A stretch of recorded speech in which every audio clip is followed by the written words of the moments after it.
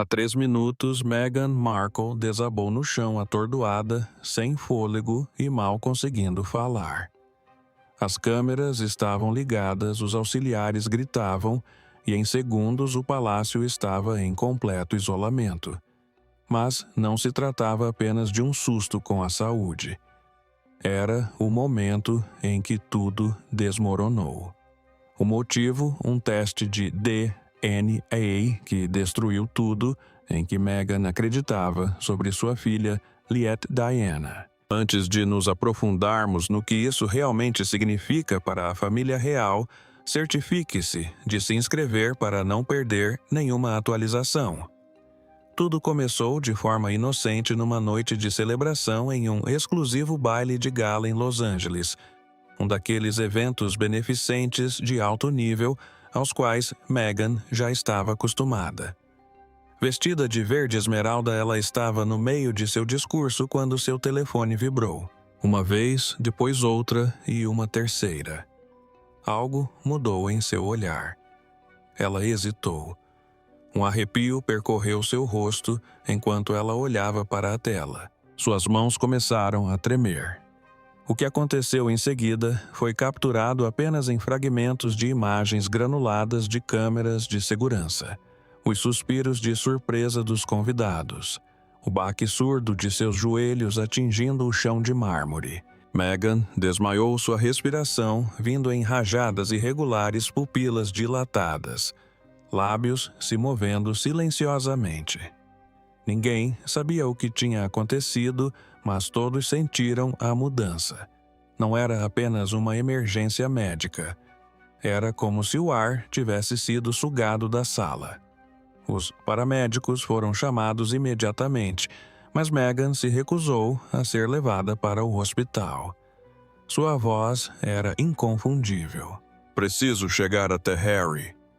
Ela repetia isso como um mantra, agarrando o braço de um dos auxiliares e se erguendo com dificuldade. Seus olhos estavam arregalados, quase selvagens, tomados pela incredulidade. Algo dentro dela havia se quebrado. Em poucos minutos, os paparazzi apareceram. Carros de reportagem em frente ao hotel, helicópteros sobrevoando o local. Rumores desenfreados começaram a circular na internet. Teria sido um aborto espontâneo, um ataque de pânico, uma briga. Mas a resposta foi muito mais devastadora.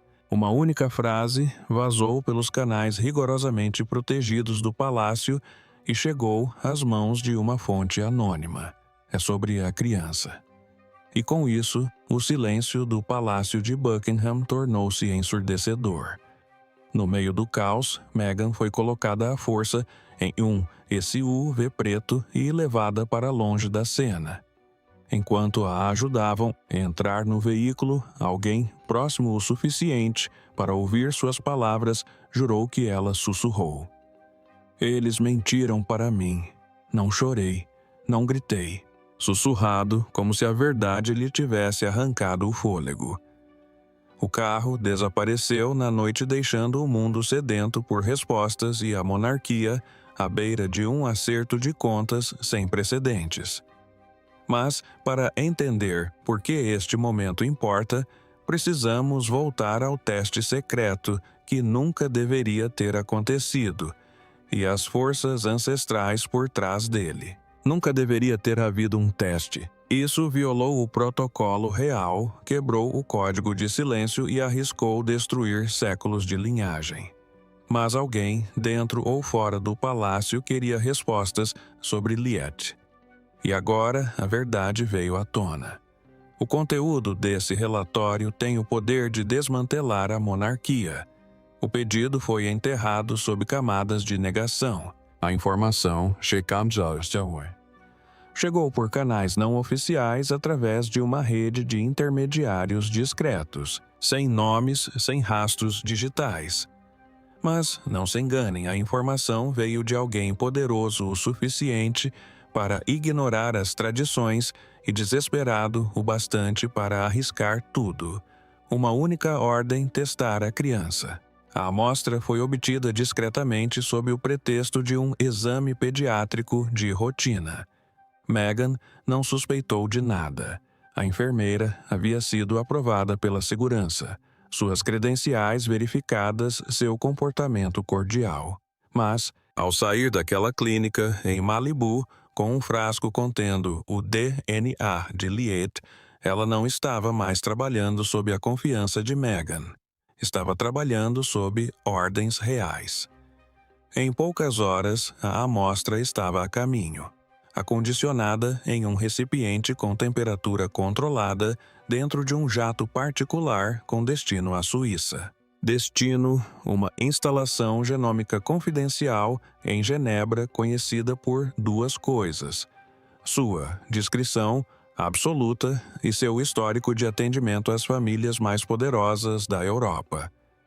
Lá por trás de camadas de segurança biométrica e acordos de confidencialidade que poderiam levar uma nação à falência, o teste foi realizado, não uma, nem duas, mas 3 vezes. Os resultados todas idênticas.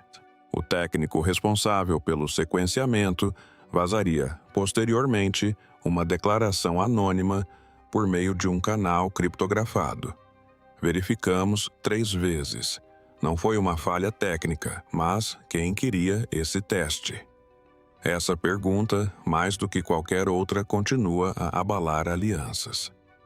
Rumores começaram a circular sobre uma rede obscura operando por trás da coroa, uma antiga fraternidade referida em sussurros como a Ordem dos Guardiões de Windsor.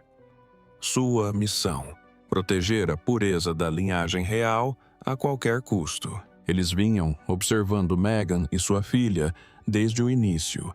Seus temores não eram vagas suspeitas. Eles tinham dossas cronologias, padrões genéticos. E, quando viram o que viram, as palavras que estamparam no relatório final também não foram vagas. Dizia discrepância genética, notificação imediata necessária. Essas 4 palavras detonaram nos bastidores do palácio como uma bomba. Mas o que exatamente era essa discrepância? E por que isso desencadeou uma guerra entre Harry e a coroa? Por 1000 anos o sangue real foi sagrado, mas o teste de DNA não questionou apenas a paternidade. Ele ameaçou a própria ideia do que significa ser da realeza. De repente, Liette se tornou o centro de uma tempestade constitucional, e Meghan a vilã ou a vítima. O relatório não se limitou a sugerir irregularidades, declarou ausência. Estavam ausentes os marcadores genéticos específicos historicamente associados às anomalias da linhagem Windsor demasiado evidentes para serem ignoradas. Termos científicos preenchiam as margens, mas uma realidade ressoava mais alto que todas. A criança não possuía o que havia sido considerado essencial. Nem na composição capilar, nem nos padrões mitocondriais, nem mesmo nos marcadores recessivos mais profundos transmitidos desde a era georgiana. Não era apenas incomum, era sem precedentes. Poucas horas após os resultados vazarem para os escalões superiores do Conselho Jurídico Real, discussões internas começaram a tomar forma tensas, sussurradas e a portas triplamente trancadas. Consultores constitucionais, alguns dos quais estavam inativos há décadas, foram convocados. O veredito. O lugar da Tenente Diana, na linha de sucessão real, estava agora sob revisão. A frase ecoou pelo palácio como um tiro. Não se tratava de amor. Não se tratava de família. Tratava-se de legitimidade.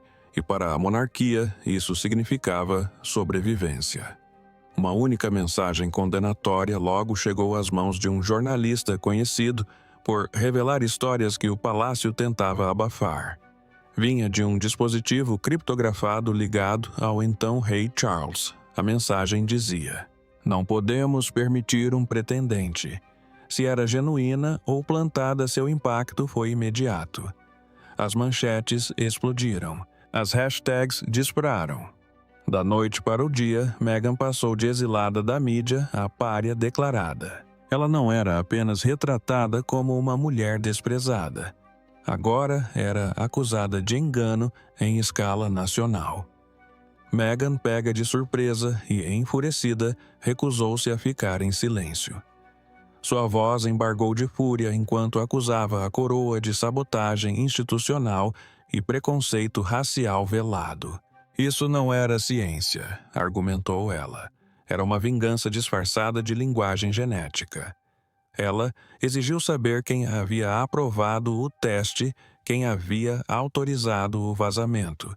E, acima de tudo, quem ousara questionar a identidade de sua filha. Harry, dividido entre o peso da tradição e a emoção crua da esposa, começou a desmoronar. Ele exigiu a revelação completa. Do laboratório suíço. Ele queria os documentos da cadeia de custódia. Precisava de nomes, registros de data e hora-provas. Para ele, isso não era apenas traição. Era vigilância.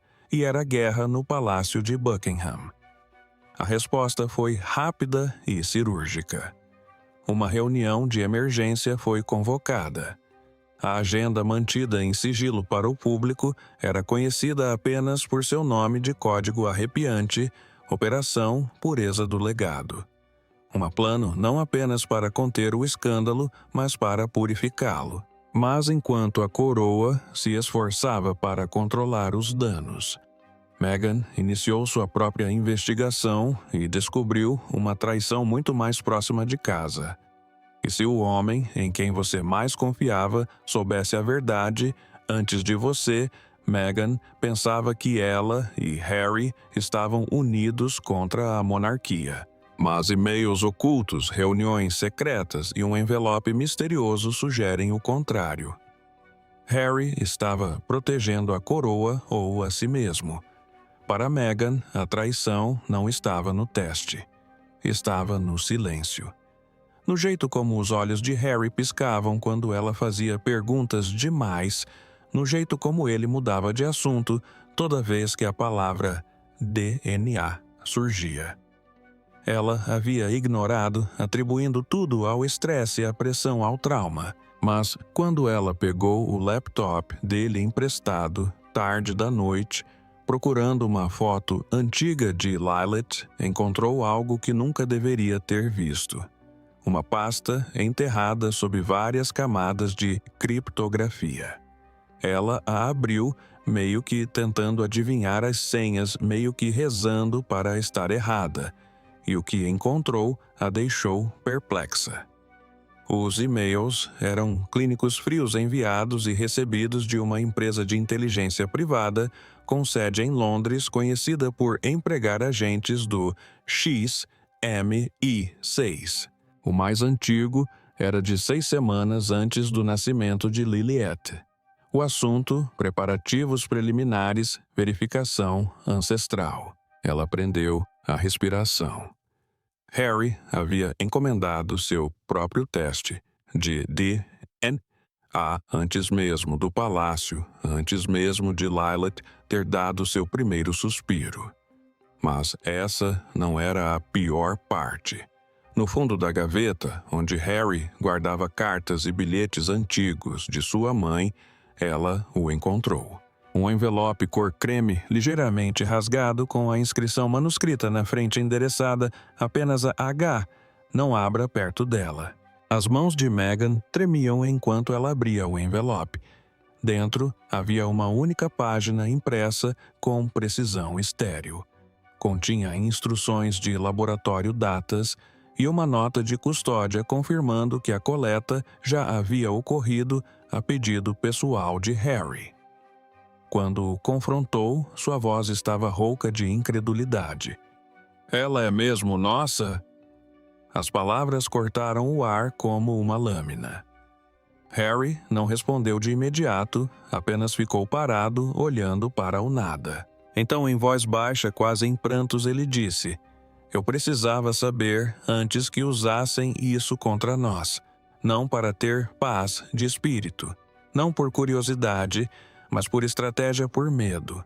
Ele não havia confiado a verdade a Meghan, não porque não a amasse, mas porque não sabia quem poderia estar ouvindo, observando ou esperando para distorcer tudo e transformar em algo monstruoso.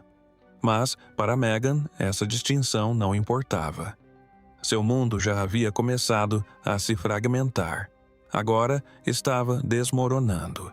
Tudo o que eles haviam construído, a rebelião à marca, a luta pela independência, de repente parecia uma mentira. Ele sabia e escolheu o silêncio. A imagem de Harry como seu protetor, seu parceiro na rebeldia, agora estava manchada pela dúvida. Não porque ele tivesse conspirado contra ela, mas porque agiu sem o seu conhecimento em segredo com medo, e talvez, pior de tudo, em antecipação.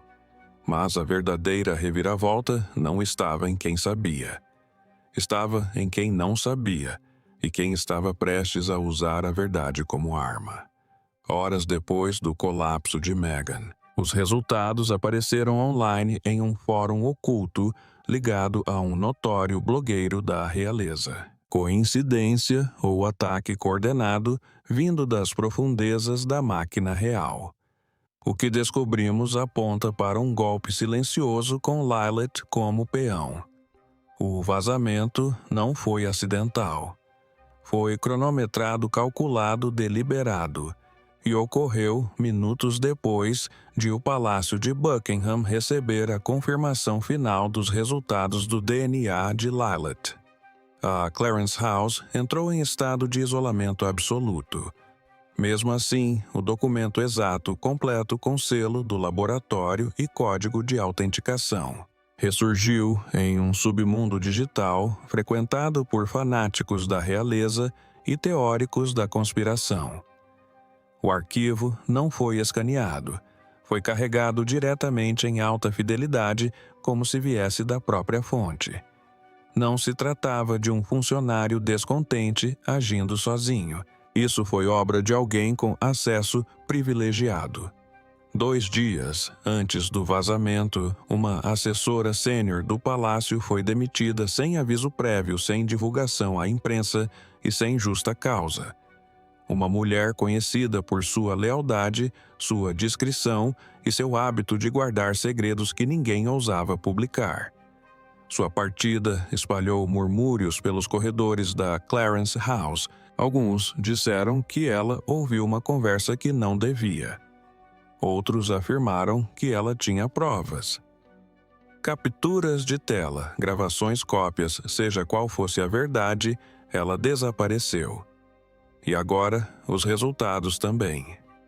O blogueiro que divulgou a história sumiu. Em menos de 6 horas após publicar a reportagem, ele desativou completamente sua presença online.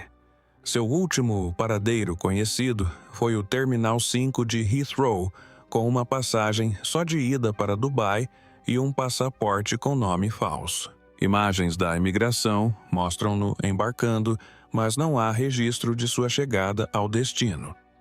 Alguns acreditam que ele foi pago para desaparecer.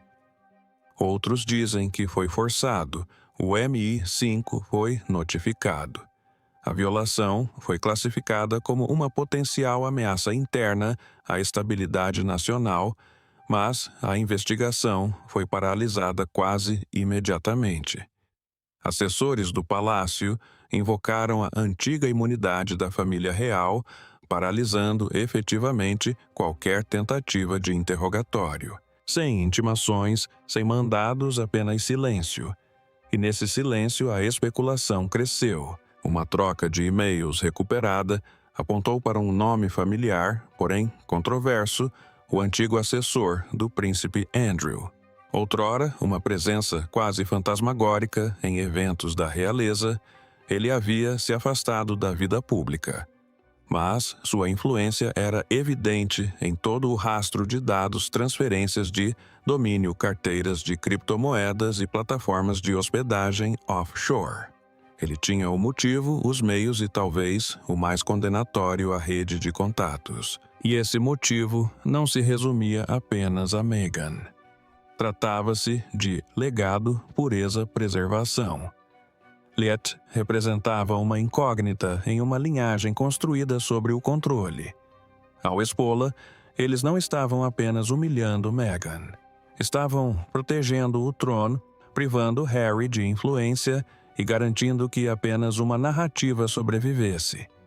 E à medida que o frenesi da mídia se intensificava, a opinião pública mudou. Mas não da maneira que o palácio esperava. Ela é apenas uma criança. Mas, no tribunal implacável da opinião pública, Liet tornou-se um símbolo de dúvida, engano e lealdades divididas. Manifestantes protestavam aos gritos em frente a Monteito. Os partidários da realeza a chamavam de impostora. Mas as ameaças mais sombrias vieram daqueles que juravam purificar a linhagem. O que começou como sussurros online logo se transformou em algo muito mais perigoso. A hashtag #NotMyPrincess se espalhou como fogo em palha pelas redes sociais, alimentada por raiva, medo e noções seculares de pureza real.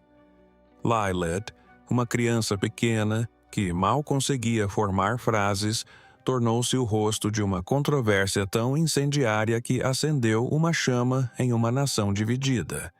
Ela não foi vista como vítima. Foi considerada invulnerável. Disseram que a monarquia havia sido infiltrada por dentro. Os tabloides aproveitaram o momento, inundando as primeiras páginas com veneno disfarçado de análise. Uma manchete dizia: a vergonha genética da coroa. Outra foi além, uma mentira real nascida na Califórnia. As sessões de comentários se tornaram campos de batalha. As fotos de Liet foram dissecadas, criticadas, usadas como arma. Estranhos debatiam suas características como se fossem provas em um julgamento. Sua inocência não a protegeu. Pelo contrário, tornou-a um alvo mais fácil. Meghan e Harry foram obrigados a reforçar a segurança. Os portões ao redor de sua propriedade em Montecito foram fortificados. Guardas particulares substituíram a segurança temporária. Sensores de movimento foram atualizados. Drones, sim, drones de verdade foram interceptados voando baixo sobre a propriedade e capturando imagens que a imprensa não conseguia obter a pé. Mesmo assim, apesar de tudo, Meghan se recusou a se esconder. "Ela ainda é minha filha", disse a uma funcionária abalada. Sua voz era firme. Eles não têm o direito de decidir o que isso significa. Mas as ameaças se tornaram mais sombrias. Uma equipe de investigação particular rastreou diversas ameaças de morte até um fórum online obscuro, administrado por um culto ultra-ortodoxo dos Windsor, uma facção obscura, porém, organizada que considerava a linhagem real como escritura sagrada. A missão deles era simples: preservar a pureza e eliminar a contaminação. Eles não queriam silenciar Meghan. Queriam apagar Liet da história. Uma mensagem arrepiante dizia: purifiquem a coroa, removam a falsa aura. Esses não eram trolls, eram fanáticos. Harry, por muito tempo visto como o mais ponderado dos dois, finalmente cedeu. Em uma ligação a portas fechadas interceptada por uma fonte interna, ele disse apenas 8 palavras: "Vamos destruir o sistema antes que a levem." O palácio, ainda mantendo distância do caos, começou a temer o que Harry faria em seguida. Não apenas como pai, mas como um príncipe irremediavelmente desiludido. Mas, por trás do pânico, Meghan fez uma escolha que surpreenderia até mesmo seus aliados mais próximos. Meghan não apenas chorou, ela não implorou. Ela planejou. E o que ela revelou em seguida virou de cabeça para baixo a acusação da coroa. Um segundo relatório de DNA, encomendado em segredo, revelou uma verdade ainda mais sombria do que os genes de Lilith. A própria linhagem real estava comprometida. Após o vazamento, enquanto o palácio tentava manter o controle e a opinião pública se transformava em histeria. Meghan permaneceu em silêncio, não abalada, não derrotada, apenas calculando. Porque semanas antes do primeiro teste vir à tona, muito antes de seu colapso e da confissão de Harry, ela já suspeitava que o cerco estava se fechando e discretamente encomendou sua própria análise de DNA. Mas, ao contrário da versão da coroa, a dela não foi realizada na Europa sob camadas de sigilo e silêncio controlado pela monarquia. Foi feita em Santa Bárbara, em um centro de pesquisa médica privado sem vínculos com os Windsor, sem acesso à imprensa e sem qualquer lealdade à coroa. Os resultados foram tudo o que ela esperava e algo que jamais imaginara.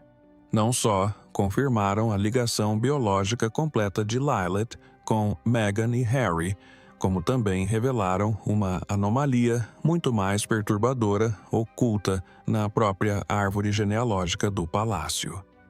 Outro conjunto de DNA real, obtido de amostras públicas utilizadas em arquivos médicos, revelou marcadores com inconsistências gritantes que não correspondiam à linhagem Windsor. Marcadores que não deveriam estar lá. A equipe de Meghan cruzou as informações do genoma e o que descobriram apontava para outra pessoa. Alguém de posição elevada na linha de sucessão, alguém portador de características de fora da linhagem real. No cerne do relatório havia um sussurro, um fio condutor, a possibilidade de que o verdadeiro engano tivesse começado não com Meghan nem com Lilith, mas com a própria ancestralidade materna da rainha, enterrada oculta, reescrita em livros empoeirados e envolta em gerações de silêncio. Isso não era apenas uma contestação à narrativa da monarquia. Era um terremoto, e Meghan não aguentava mais se defender. Sua equipe de mídia divulgou um teaser, um videoclipe de 30 segundos contendo apenas sua voz e as palavras: "Disseram-me para ficar em silêncio. Tenho provas de que mentiram. O mundo parou. A imprensa se mobilizou. O palácio entrou em pânico. Equipes jurídicas foram mobilizadas da noite para o dia. Uma declaração furiosa alertava para processos internacionais imediatos por difamação caso a entrevista completa fosse ao ar, mas já era tarde demais, pois Oprah já havia concordado. Uma segunda entrevista exclusiva, alcance global, sem cortes, sem limites. As palavras de Oprah na coletiva de imprensa foram simples: isso não acabou, e a monarquia sabia que estava apenas começando. Mas, enquanto Meghan se preparava para a guerra, outra voz entrou em cena. Uma pessoa com o poder de acabar com a monarquia por dentro.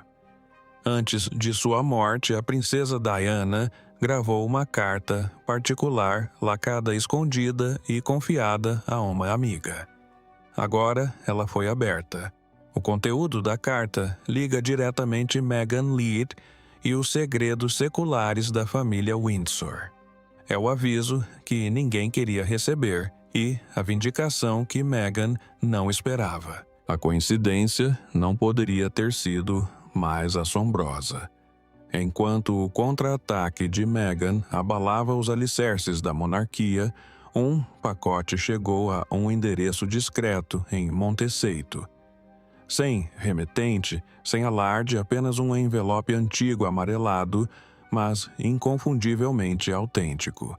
Dentro, uma carta, escrita à mão com a caligrafia inconfundível de Diana, princesa de Gales.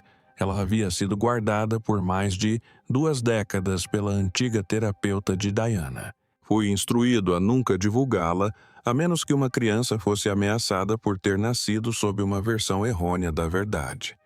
Aos 9 anos, a carta era assombrosa e profética. Começava com uma frase que parecia arrancada das Escrituras: "Um dia virá uma criança que carregará mais do que o nosso nome." Diana não falava em detalhes, mas sim por instinto. Ela escreveu sobre uma profunda inquietação que sentia perto do fim da vida, sobre segredos jamais revelados em público e sobre uma linhagem que temia ter sido adulterada muito antes de Meghan sequer entrar em cena. Mas uma passagem a atingiu como um raio. Eles a temerão, porque seu sangue não é de Windsor, mas de uma linhagem superior à de Windsor. Harry foi o primeiro a receber a carta. Leu-a 2 vezes e então desabou em uma cadeira, soluçando. "Ela sabia", sussurrou ele. "Ela sempre soube."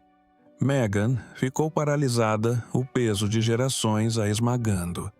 Diana não apenas pressentiu a tempestade, como também deixou um mapa para que eles a navegassem. A reação do público foi explosiva. Meghan divulgou trechos da carta à imprensa, verificando sua autenticidade por meio de analistas de caligrafia e historiadores da realeza de confiança. Em poucas horas, o mundo inteiro estava em polvorosa. A princesa Diana Wright foi um dos assuntos mais comentados em mais de 50 países. Vigílias à luz de velas surgiram em frente ao Palácio de Kensington e em praças públicas de Londres a Los Angeles. Para muitos, isso não foi apenas uma revelação, mas também uma retaliação. Diana, silenciada em vida, agora se manifestava através da filha de seu filho. A imprensa, antes dividida, começou a voltar seu olhar para dentro do próprio caso. Quão profunda era a farsa? O que mais havia sido enterrado junto com a verdade de Diana? O parlamento, pressionado cada vez mais, foi forçado a se manifestar. Uma coalizão de parlamentares exigiu uma investigação completa, anteriormente conhecida como audiências de transparência sobre a sucessão real. Era uma expressão inédita. Agora, o eco reverberava pelas muralhas do poder. Mas, para Meghan, não se tratava mais de vingança. Tratava-se de legado de proteger a verdade que Diana fora forçada a esconder, de garantir que Liet jamais se envergonhasse de sua existência, de seu sangue ou de seu nome. E de repente a questão mudou de se Liet pertencia à família real para se a família real conseguiria sobreviver sem ela. E enquanto o mundo exige respostas, uma revelação final muda tudo o que pensávamos saber sobre Liet e seu lugar na história da realeza. Ela não é o problema. Ela pode ser a resposta. Novos dados genéticos sugerem que Liet pode descender de uma linhagem mais antiga, poderosa e legítima do que a própria família Windsor. Enquanto Meghan reivindica o legado de sua filha, surge uma questão. Liet é a pessoa que vai acabar com a monarquia ou reconstruí-la. O que começou como uma defesa rapidamente se transformou em algo muito mais profundo. A equipe de pesquisa particular de Meghan, movida por uma necessidade desesperada de retomar o controle da narrativa, estendeu sua análise além da paternidade imediata. Eles não estavam apenas tentando provar que Liet pertencia à família. Queriam entender por que ela estava sendo rejeitada com tanta violência. O que eles descobriram não apenas silenciaria os críticos, mas abalaria os pilares da monarquia. Ocultos no código genético de Liet estavam marcadores que se acreditava perdidos no tempo, remontando à dinastia Plantageneta. E ainda mais surpreendente para estudar a linhagem. Linhagens que por muito tempo foram consideradas fragmentadas, extintas ou apagadas por séculos de manipulação da sucessão. Mas não parou por aí. Ao cruzar os dados com uma anomalia obscura dos arquivos reais, um embrião não contabilizado mencionado em um escândalo médico de 1987 e enterrado nas profundezas da história de Windsor, revelou-se uma correspondência arrepiante.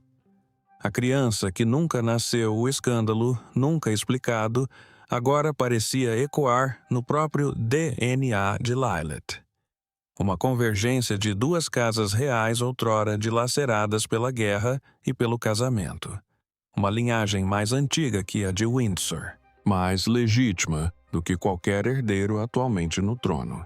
Historiadores antes cautelosos com as palavras começaram a sussurrar em tons ousados. Esta não é uma herdeira, disse um deles. Isto é um acerto de contas. O sangue que outrora coroou reis e dividiu impérios agora era carregado por uma criança que a monarquia tentara exilar. Lilith não era apenas parte da história, ela era o seu futuro incerto. E Meghan, com o mundo inteiro assistindo, desferiu o golpe final. Em sua tão aguardada segunda entrevista com Oprah, ela não chorou. Não se revoltou. Simplesmente disse: ela é a verdade, e eles a temem. Essas palavras, quase um sussurro, tornaram-se um grito de guerra em todos os continentes. Em poucos dias, as facções monarquistas começaram a se fragmentar. Os tradicionalistas se recusaram a reconhecer as descobertas, mas um movimento crescente, jovem, aguerrido e livre de séculos de lealdade cega, surgiu online e nas ruas. Eles não viam Lilith como uma ameaça. Eles a viam como o legítimo início de algo novo. Chamavam-na de quebra-coroas, uma criança que não nascera para dar continuidade à monarquia como era, mas para corrigi-la, para destruí-la ou para conduzi-la adiante.